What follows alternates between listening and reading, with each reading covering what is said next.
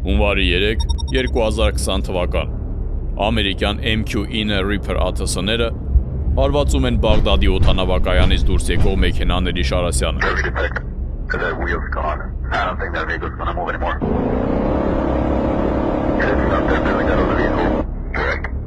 Րոպեներ անց աշխարհն իմանում է, թե ով էր գլխավոր թիրախը։ Ղասեմ Սուլեյմանի, Իսլամական հեղափոխության պահապանների կորպուսի Ղուդս էլիտար ուժերի հրամանատարը, ով պատասխանատու էր Իրանի տարածքից դուրս հատուկ գործողությունների համար։ Last night at my direction, the United States military successfully executed a flawless precision strike that killed the #1 terrorist anywhere in the world, Qasem Soleimani. Դոնալդ Թրամփը գործողությունը հաջողված հայտարարեց, իսկ Իսրայելը չէր թաքցնում իր գոհունակությունը։ Կարևոր է արձանագրել, որ Միացյալ Նահանգները նպատակաուղղված կերպով վերացրեց մեկ այլ պետության գործող բարձրաստիճան զինվորականի, առանց պաշտոնական հակամարտության, առանց պատերազմ հայտարարելու եւ երրորդ երկրի տարածքում։ Դա պարզապես հարված չէր, դա միջազգային մասշտաբի քաղաքական սպանություն էր։ Այնուամենայնիվ, Իրանը համարժեք պատասխան չտվեց, սակայն միլիոնավոր մարդիկ դուրս եկան Իրանի փողոցներ։ Հայտարարվեց սուկ ու բողոքի ցույցեր սկսվեցին ոչ միայն Իրանում, այլ նաև Բաղդադում, Բեյրութում, Դամասկոսում եւ Գազայում։ Ինչու մի գեներալի մահը նման իրարանցում առաջացրեց։ Պատասխանը պարզ է։ Ղասեմ Սուլեյմանին ուղղակի գեներալ չէր։ Նա մերձավոր արևելքի նոր ճարտարապետության առանցքային դերակատար էր։ Բարև ձեզ, ես Սուրեն Պետրոսյանն եմ։ Այսօր կխոսենք Միացյալ Նահանգների եւ Իսրայելի կողմից Իրանի դեմ սանձազերծված պատերազմի մասին։ Նախկինում մենք ունեցել ենք թողարկում, որը նվիրված էր Իրանում ադրբեջանական գործոնի մասին, որը կարող եք դիտել մեր ալիքում։ Այսօր մենք կանադառնանք ոչ թե կողմերից որ մեկը քանի հարված է հասցրել եւ ինչ ռազմավարական օբյեկտներ է ոչնչացրել, այլ այս հակամարտության գաղափարական ակունքներին եւ թե ինչ տեղ ու դեր են ունեցել եւ ունեն էլիտաները։ Բաժանորդագրվեք ալիքին, կիսվեք թողարկումով, նպաստելով կարևոր բովանդակության տարածմանը։ Իսկ մենք սկսենք։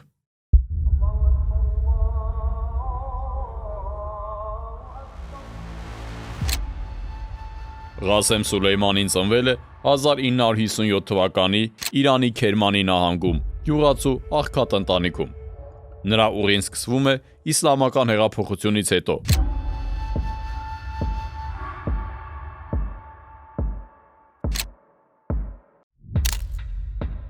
Մասնավորապես Սադամ Հուսեյնի Իրան ներխուժելու ժամանակ։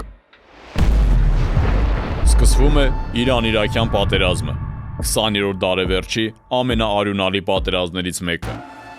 8 տարի խրամատներում 100 հազարավոր զոհեր։ Հենց այս պատերազմում է ձևավորվում իրանցի հրամանատարների նոր սերունդը։ Սուլեյմանին նրանցից մեկն էր։ Նա արագորեն հայտնի է դառնում որպես սպա, որն ունակ է առաջնորդելու մարդկանց ամենադժվարին պայմաններում։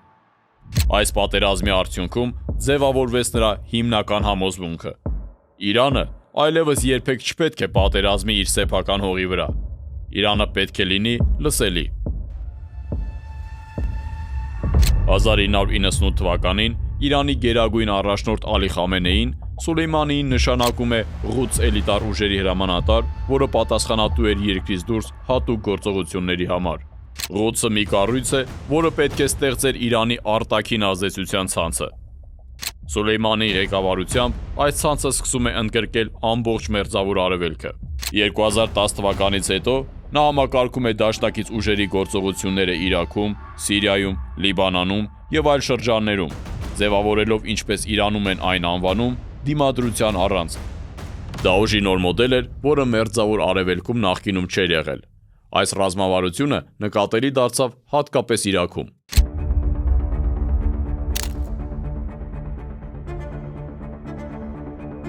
2003 թվականին Միացյալ Նահանգների ներխուժումից հետո երկրում քաոս է սկսվում։ Սուլեյմանին սկսում է ազդեցության ցանց ստեղծել շիա քաղաքական եւ ռազմական առաջնորդների շրջանում։ Ավելի ուշ հենց այս կառույցներն են ձևավորում ժողովրդական մոբիլիզացիոն ուժերը, Հաշդ ալ-Շաաբը, որը կարևոր դեր խաղաց ինքնակոչ իսլամական պետության դեմ պայքարում։ Նրանց միջոցով Թեհրանը հսկայական ազդեցություն է ստանում Իրաքի կողմից վարվող քաղաքականության վրա։ Ամերիկացի զորահրամանատարները խոստովանել են. Սուլեյմանին Իրաքի ամենաազդեցիկ մարդկանցից մեկն էր, չնայած այնտեղ որևէ պաշտոն չէր զբաղեցնում։ Անգամ միլիարդավոր դոլարները, որ ծախսվում են Իրաքի վրա, նման արդյունք չեն տալիս։ 2012-ից 2013 թվականներ Բաշար Ալ-Ասադի ռեժիմը կործանման եզրին էր։ Սուլեյմանին սկսում է դաշնակիցների մոբիլիզացիան։ Լիբանանյան Հեզբոլլահ եւ Իրաքի շիական կազմավորումներ։ Այս ուժերը ձևավորում են նոր ռազմական ճարտարապետություն, որը պահպանում է Ասադի վարչակարգը։ Եվ հենց Սուլեյմանին էր, որ 2015 թվականին կարողացավ համոզել Ռուսաստանի բարձրագույն ղեկավարությանը ակտիվորեն մասնակցել Սիրիայում տեղի ունեցող իրադարձություններին։ Կարևոր է նաև Ղասեմ Սուլեյմանիի կերպարը։ Նա խուսափում էր շքեղությունից եւ ապրում էր բավականին համեստ կյանքով եւ աչքի էր ընկնում խիստ կարգապահությամբ։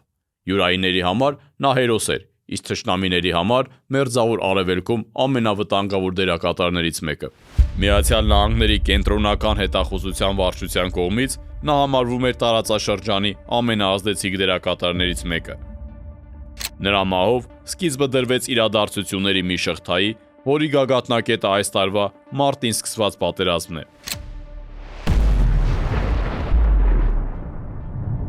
Սակայն տարածաշրջանի խորքային վերաձևավորմանը տանող առաջին մեծ ազդակը եղավ 2020 թվականին, որը տեղի ունեցավ ոչ թե Սիրիայում կամ Իրաքում, այլ հայկական լեռնաշխարհում։ Երբ Սուլեյմանին ողջ էր, Իրանը մեծ ազդեցություն ուներ տարածաշրջանում ստատուս քվոն պահպանելու հարցում։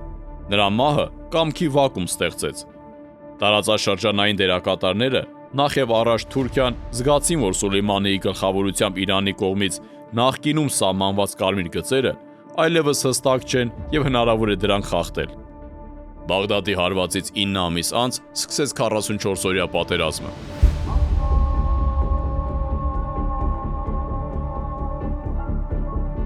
Սակայն կա նաև մեկ այլ համակարգ՝ Իսլամական հեղափոխության պահապանների եւ իրանական այլ կառույցների գլխավոր հակառակորդը։ Տեղափոխվենք պատմության խորքերը։ 73 թվական։ Հռոմեացիների կողմից Երուսաղեմի կործանումից հետո հրեա ապստամբները ապաստան են գտնում Մասադա ամրոցում։ Սա շահեր է հրեական անապատում, վերջին ամրոցը։ Հռոմեական բանակը մի քանի ամիս պաշարում է ամրոցը։ Պաշտպանվող կողմը, հայտնվելով աներանելի վիճակում, գերադասում է մահը ստրկությունից։ Մոտ 1000 մարդ զոհվում է, բայց չի հանձնվում։ Հռոմի համար դա ռազմական հաղթանակ էր։ Հրեական քաղաքակրթության համար նոր սկիզբ եւ խորհրդանիշ։ Երբ ստեղծվում է Իսրայել պետությունը, այս խորհրդանիշը դառնում է նրա առանցքը։ Տասնամյակներ շարունակ իսրայելական բանակի նորակոչիկները հավատարմության երդում են տվել հենց այդտեղ, ժայռի գագաթին, որտեղ գտնվում է ամրոցը։ Եվ ամեն անգամ անապատով մեկ հնչում էր. Մասադան այլևս երբեք չի ընկնի արտահայտությունը։ Սա կարևոր գաղափարական հանգրվան է, որտեղ հազարամյա հիշողությունը սակրալ նշանակություն եւ հենման կետ է դառնում պետության ձևավորման համար։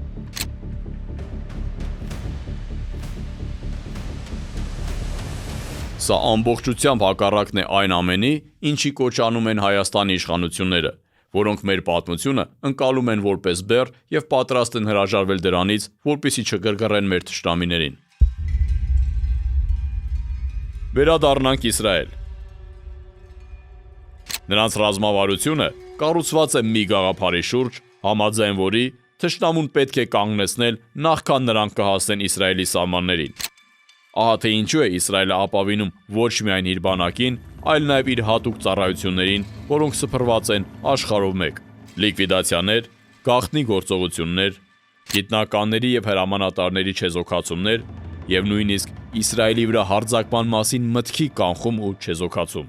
Հենց այստեղ արժակատվեցին երկու համակարգեր։ Մի կողմում Ղասեմ Սուլեյմանին էր, որը ստեղծել էր ցանց եւ պրոքսի բանակներ եւ կարելի ասել ճնշման ուղղակ էր ստեղծել Իսրայելի շուրջ։ Իսկ մյուս կողմում Մասադն էր, որը հետևում էր հենց իրեն եւ դարձրել էր թիրախ։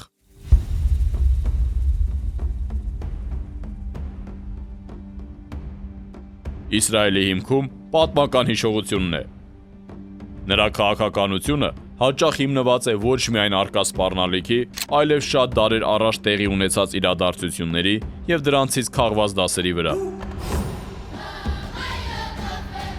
Այդպիսի խորհրդանիշներից մեկը Պուրիմի տոնն է։ Մենք հակիրճ կանադառնանք, թե ինչ նշանակություն ունի այդ բազմադարյան տոնը մեր ներկայիս իրադարձությունների համար։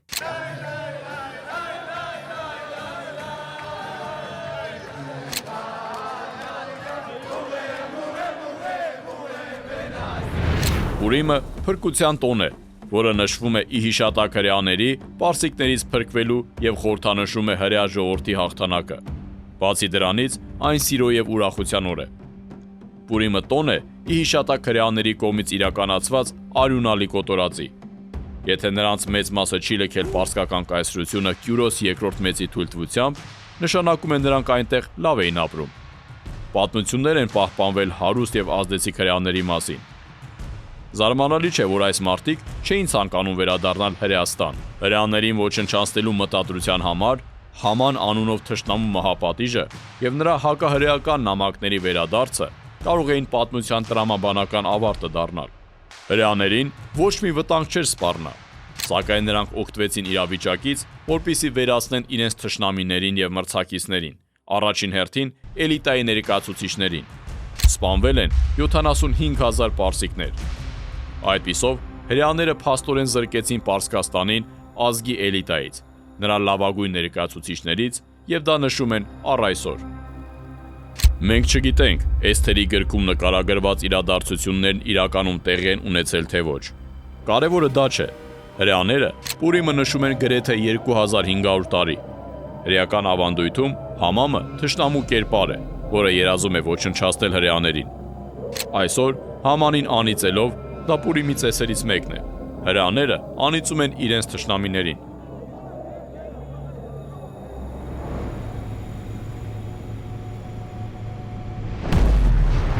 Հենց Պուրիմի օրերին էլ 2026 թվականի մարտին սկսվեց պատերազմը Իրանում։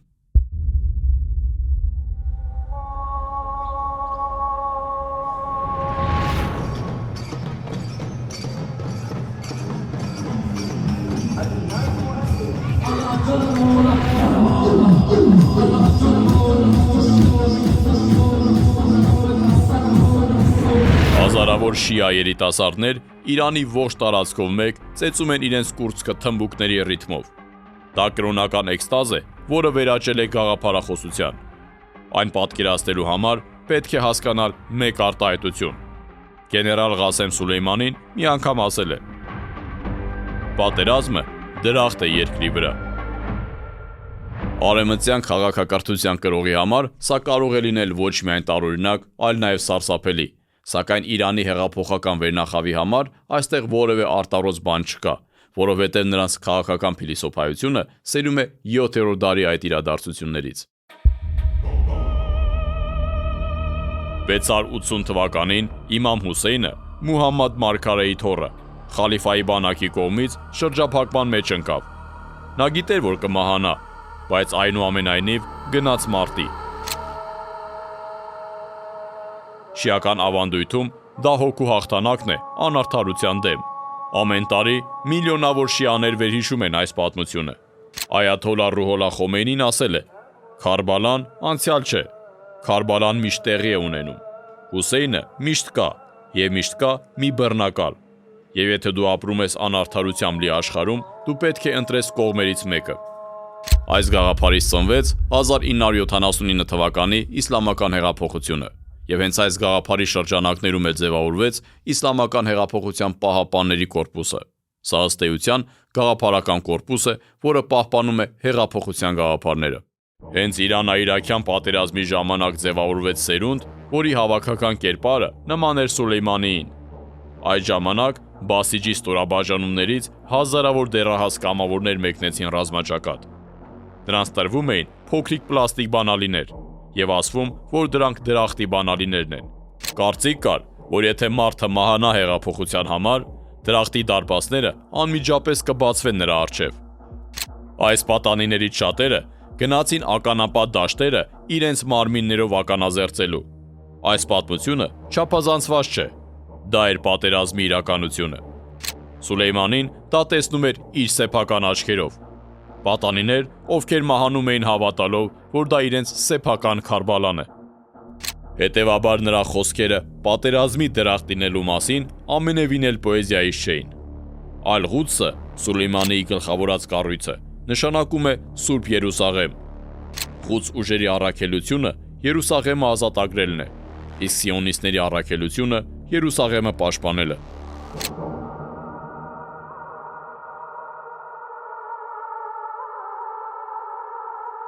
Սա շատերի համար կարող է անհասկանալի թվալ, ինչու պայքարել գաղափարախոսության և պատմական հիշողության համար,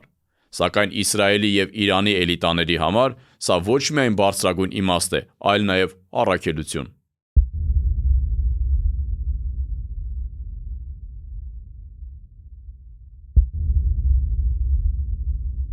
Ֆրանսիացի հայտնի սոցիոլոգ և մարդաբան Գուստավ Լեբոնը իր «Ժողովուրդների հոգեբանություն և զանգվածներ» հայտնի աշխատանքում կարևոր միտք է ձևակերպել։ Քաղաքակրթությունները ինտելեկտուալ էլիտայի գործունեության արդյունք է և ոչ երբեք ամբոխի կամ զանգվածների։ Զանգվածները երբեք իմաստ չեն ստեղծում, նրանք պարզապես դառնում են էլիտայի կամ վերնախավի կողմից տրամադրված օրակարգերի կրողը։ Երբ ժողովրդի միջից ծնվում են մարդիկ, էլիտաները, ովքեր գիտակցում են իրենց պատասխանատվությունը պատմության և սերունդների առաջ և լինում են այդ առաքելության կրողը, պետությունը և ազգերը ծաղկում են, հզորանում և լինում կենսունակ։ Սակայն երբ էլիտաները ոչնչացվում են կամ իրենց տեղը զիջում են պատեհապաշտ վերնախավին, պետությունները բռնում են կազմաքանդման, իսկ ազգերը ոչնչացման ուղին։ Որպես կանոն, ազգերի հարատևման հիմքում ընկած է լինում հավատքը, պատմական հիշողությունը, ապագայի հստակ տեսլականը և իհարկե կամքը։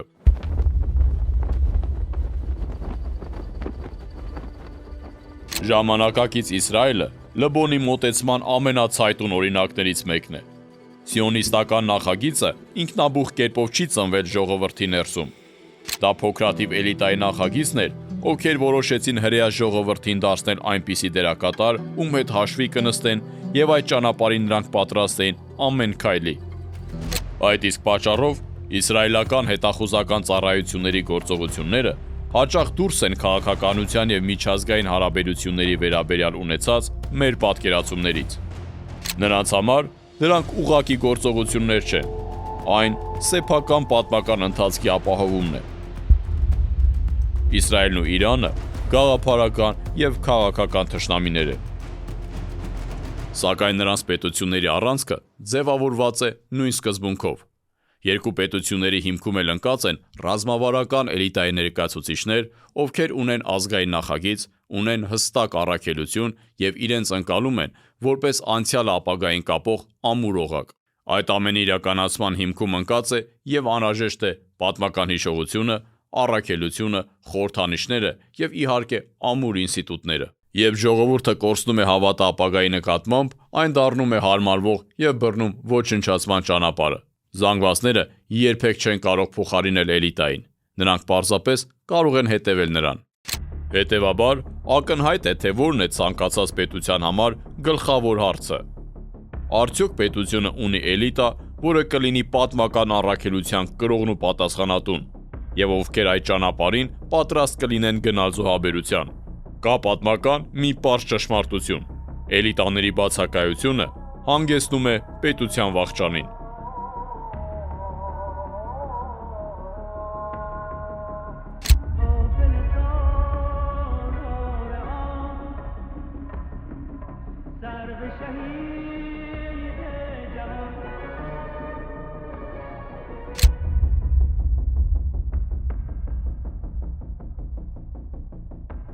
Այս մեծ աշխարհաքաղաքական գործընթացում կա ևս մեկ դերակատար, որը երբեք չի թաքցրել իր նկրտումները։ Ադրբեջան։ Արցախյան երկրորդ պատերազմում տարած հաղթանակը փոխեց Բաքվի դերը տարածաշրջանում։ Ադրբեջանը դուրս է եկել տեղական հակամարտության սահմաններից և դարձել ավելի ծանրակշիռ դերակատար, որը մեծ կարևորություն ունի պանթյուրքիստական նախագծում։ Այս տրամաբանությամբ Հարավային Կովկասը դառնում է կարևոր միջանցք։ Սակայն այս նախագծի շրջանակներում կա ևս մեկ ռազմավարական գործոն, որը գտնվում է հենց Իրանի ներսում։ Ադրբեջանցիները Իրանի ամենամեծ էթնիկ խումբն են պարսիկներից հետո։ Տարբեր ժողովրդագրական տվյալների համաձայն նրանց թիվը կազմում է 15-ից 25 միլիոն մարդ։ Ադրբեջանցիները պատմականորեն ինտեգրված են եղել երկրի քաղաքական եւ տնտեսական համակարգում։ Իրանի գերագույն առաջնորդը ադրբեջանական ծագում ունի։ Իրանի նախագահը նույնպես էթնիկ ադրբեջանցի է։ Առայժմ Թեհրանը հավասարակշռությունը պահում է շիաների միասնության գաղափարախոսության միջոցով։ Սակայն եթե կառավարությունը ընկնի, հնարավոր է շիական միասնությունը իր տեղը զիջի աշխարհիկ ազգայնականությանը։ Այդ մոդելը խիստ ձեռնտու է Իսրայելի եւ նրա դաշնակիցների համար։ Այն կարող է դառնալ Իրանի մասնատման գործընթացի սկիզբը։ Կարևոր է նշել նաև, որ չնայած Անկարայի եւ Թել Ավիվի միջև առկա բազմաթիվ հակասություններին, Իրանի հարցում կա հստակ շփման կետ։ Սա նշանակում է, որ Իրանի հյուսիսը դառնում է նրա վրա ճնշման հիմնական գործոններից մեկը։ Հարավային Կովկասում երկու խոշոր նախագծեր աստիճանաբար բախվում են իրար։ Իրանի շիական նախագիծը եւ Թուրքիայի թուրանական նախագիծը։ Երկուսում էլ ադրբեջանցիները կարևոր դեր են խաղում։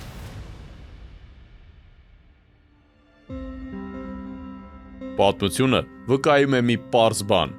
երբ խոշոր աշխարհաքաղաքական դերակատարները բախվում են եւ բախվում են նրանց շահերը, առաջին բանը, որ տեղի է ունենում, փլուզվում են մեր պատրանքները։ Եվ այսօր շատ կարևոր է գիտակցել, որ այն աշխարհը, որում մենք ապրել ենք եւ որի մասին քիչ թե շատ պատկերացումներ ենք ունեցել, այսօր այլևս չկա։